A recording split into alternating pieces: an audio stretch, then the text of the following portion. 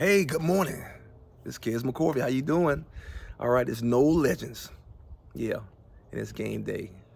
And it's time for me to give my brief game overview of this game, Pittsburgh versus Florida State. It's an exciting game. You know what? I know Pittsburgh's not ranked real high, but guess what? This is an exciting game because you get a chance to go up north.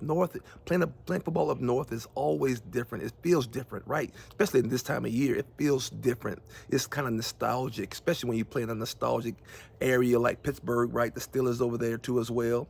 The Panthers too, a nostalgic program as well. It just feels different, right? I remember playing in Notre Dame. It was different. It felt different. All right. I remember playing against Michigan. It felt different, right? So this is an exciting game. Okay, the guy's going to be up for this game, and so I'm excited to kind of fill you again on just my thoughts, okay, of how the game will go down and what are some of the things you look for, and just some points that you'll as you're watching the game that you can kind of aha, go kids talked about this, okay? Not that I like to be right, but sometimes I like to be right. All right, so this is where we're going, okay? So first thing we do is this right here, is I go over my pregame speech, okay? What would Coach Kez say before the game started, okay, to get the guys up and ready to go play this game? So first, all right, what I would do is I would remind the guys that the target is not just to win the game. The target is to go and play your best ball. That's what we're fighting for, to play our best ball, okay? Now, if you haven't done that the whole year, if you've been 90% or you've been 80%, man, it's a percentage there left over that we want to get, right? We want to get to 100%. We want a crescendo. I dug deep in my bag to get that out of there. Crescendo. We want to peak at the right time, and so we're starting to peak now. We want to have guys getting healthy, all right? We want to be consistent with our effort, all right? We want to know that we are him. Yeah, we want to know we are him. And then when you him, guess what? You do him stuff. All right. We don't want to get fooled or deceived with our effort and intensity, okay? We want to know that every game is a sacrifice. When you go into the game, guess what? It's got to be killed to be killed. It's got to be killed or be killed, right? And that's the mentality you have to go into the game with, right? You can't go in there playing around with folks. You can't go in there playing them taking them for granted. You got to go in there and with the killer mentality to go out in there and do your very best and then destroy them, right? That's respect, right? People don't understand this right here, but that's respect. When you go out there, you give them your best ball, that's respect. You need to respect the game, right? You don't go out there playing around with guys, okay? I don't care how bad they are, how good they are. You come in and you give them their best. That's respecting the game, okay? Now, if I went out there and I gave them half my game, that's disrespecting the game, okay? So we want to make sure we go out there and we respect the game by doing what? By giving you my very best. Now, if that means me putting this foot on your backside all game long, that's what that means, okay? And so that's how you respect the game. And that's what we want to do. We want to learn how to play our very best game no matter who we're playing. If it's the best team in the world, give them the best. If it's the worst team in the world, give them the best. Give them your best, okay? Respect the game. So that would be what I would call my pre-game speech that I would give the guys before the game, okay? I hope they got you hyped. They got me hyped. I started to feel that. I felt that right there. All right, let's move on. All right, so what do we got now? All right, we're going to look back, okay? Wake Forest game. What did I notice in the Wake Forest game? All right, it's a dominant win. All right, dominant win over Wake Forest, okay? We came out and we looked like a top 5 team. We looked like a top 5 team. We came out, played a team that had beaten us before consistently over the past couple of years, and we dominated them, letting them know that guess what? What happened in the past is not going to happen in the future, right? We who we thought we were. we are who we thought we were. All right.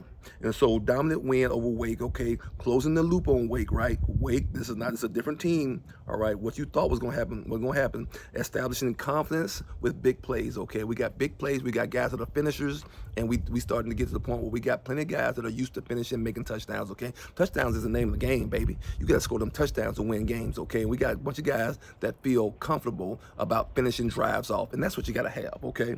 The next thing is this right here, getting healthy, okay? All right, we had some injuries. We got some injuries, right? We got them. All right, another week not having to use those guys so those guys can get healthy for the stretch at the end. And I know all those guys want to play at the end, okay? All right, when we get to those games, this game will be a great one right here, but getting to the end where we are finishing games and playing full speed, okay? and then helping with our depth. When you win games like that, right, you get the chance to get a lot of guys in the game and see what they're going to do, okay? All right, when you win games like that, a lot of the third string guys, a lot of the second string guys, a lot of the, guys that ain't playing as much, they get a chance to get in the game and they get confidence, right? And then the coaches get confidence in them to put them in the game, which helps your depth, right? Which now benefits you in the third and fourth quarter. There you have it. All right, and so I think we got this game right here. So that was a positive for us. Now, let's look at this game right here.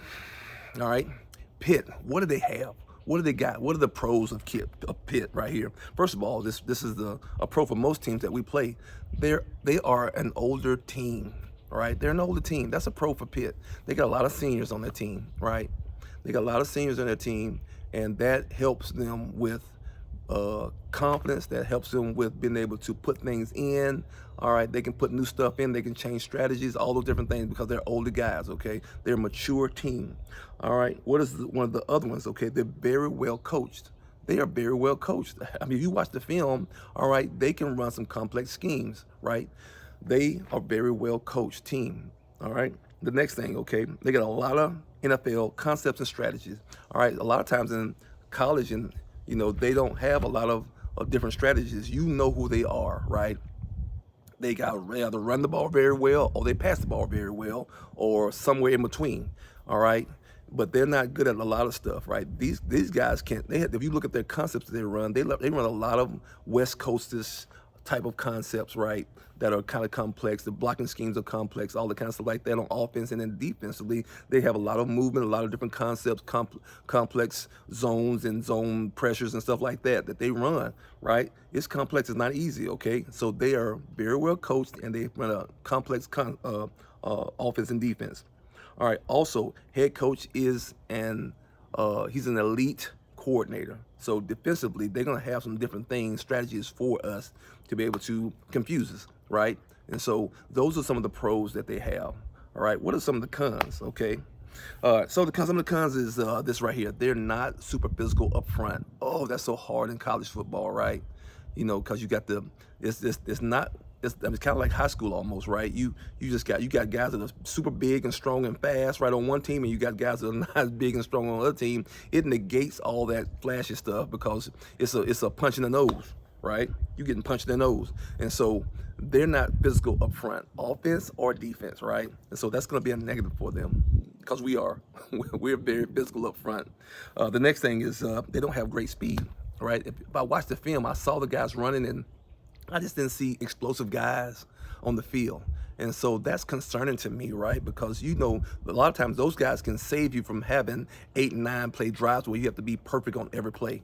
Oh, that's so hard, right? But if you got explosive guys, they can fix it, right? They fix it. If one guy misses a block, this guy is fast or explosive, he'll fix it, right, and take it to the house. All right? And that helps you. And they don't seem to have a bunch of those guys. All right, and then the last one, and it's probably plenty more too as well, but the last one I'm gonna speak of is they have a young quarterback, right? They have a young quarterback, and you got to have a quarterback that's gonna make decisions, especially when your offense is curtailed, it utilizes the pass so much. You got to have a seasoned quarterback, and that puts the pressure on other players, all right, to make plays, which they don't have. Okay? So it's just different for them, okay? It's gonna be a challenge for them. All right, us. Who is us? Florida State, baby. FSU, baby. It's us, all right? All right, what do we have to do? All right, first of all, it's like this every week. No easy plays, no momentum. Give them no momentum, right? Every time you give them a momentum play, you give them oxygen and they're breathing another time when they could die, right? You cut up all the oxygen, guess what? They could just die on the vine right there. But if you give them big plays on offense or big plays or turnovers on defense, guess what? Now you give them oxygen to say, you know what? We can still play. No easy plays, okay? All right, defensively, get past the first 15 plays, okay? Now, this is what coaches usually do, right? They can script the first 15 plays. And those first 15 plays are plays that they practice in for a long time in practice. Those are the first ones they practice every week, right? Because those are the ones that they're going to put in, they're going to start off with, right, to get momentum, right? You got to get through the first 15 plays, the trickerations, the things that they watched on film, the different formations that give them advantage right there. You got to get to those first 15 plays right there without giving them something so you can now settle into the game. All right, get past the first 15 plays, right, and you'll be okay. All right, for us on offense, no third and longs, okay? No third and longs. We don't want to be in third and longs, right? We want to do such a great job on first and second downs that it's third and one, or it's second. We get the first down on second down or first down, all right? Stay out of third and longs, okay? Because that's when they utilize a lot of those exotic pressures and exotic coverages that favor them more than they favor us, right? And so we want to have our passes, we want to be play action passes, all right? That's what we want, or first down opportunity passes that we might have, okay? So no third longs, okay? And then the next one is right here.